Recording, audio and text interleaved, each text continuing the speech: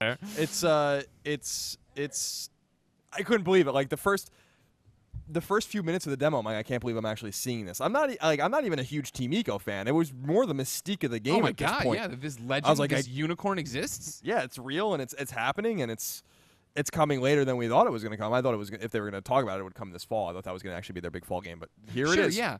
I mean, that was the thing, is that it's this weird surprise. There's this hashtag going around the internet. It's trending worldwide every day called Colin Was Right, because you've been knocking E3 predictions and video game predictions out of the park for so long. Your prediction here was that Last Guardian would finally be revealed, it would finally happen, and it would come out this fall to fill the vacuum of Sony first-party awesome titles we have for the PlayStation 4. Indeed, and I also thought that with the Last Guardian's mystique and also it has a black eye, it has multiple black eyes. Oh yeah. If that bird creature had more than 2 black eyes, they'd all be black. Because if that makes any sense to you, understand what I'm saying, Greg? If it didn't have 2 black eyes already, it would have 2 black eyes right now. What I was saying was that if it had 3 or 4 eyes, they'd all be black. So if this was a spider-type creature, right? Exactly. 8 black eyes. Exactly. That's a better way to put it. There you go. Because I feel like they revealed the game and then it just never came out. I mean, the game's development cycle is approaching 8 or 9 years, if not more. So.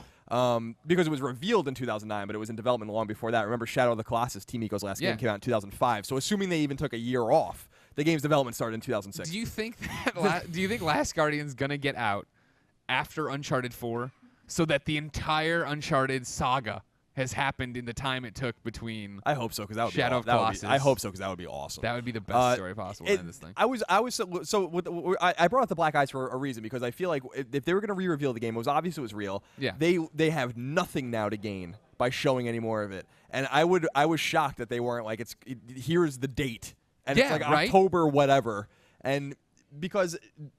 Pushing it and saying, no, come on, 2016. It's like, yeah, we've been here before. Yeah. But they certainly wouldn't do this again if they weren't confident the game was coming out. And rumor out of Japan from multiple sources, is that Mark Cerny himself has taken over the team. He's over there and is the finisher now. He's like, God damn it! I made the PlayStation 4 work. I can make this game work. And he's obviously, I mean, he's more well known to a younger generation or a less experienced in gaming generation as the architect of the PS4, which he is. But I mean, the man, Insomniac and Naughty Dog.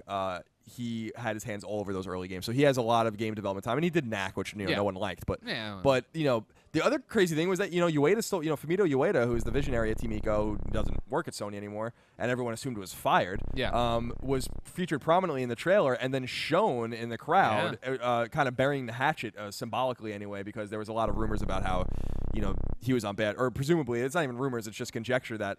Surely he was fired. Sure. Surely you don't take this long to make a game. It's weird too, because do you think it's just that all that kerfluffle with him and Sony had happened so long ago now that it was able to come full circle and be fine? Because like right now we're kind of, I feel like we're living that again with Konami and Kojima, right? It's like, so now, but it took so long, it gestated for so long that now everything's okay. Yeah, it could be. My instinct is that they don't want to have any bad blood, at least visibly. Sure, of course. If I was Sony, I'd be infuriated and I would have canceled this game already. But they probably had dumped so much money into it, and it's such a big deal. It's a big deal. I mean, and I feel for Ueda in a way. I feel for his team.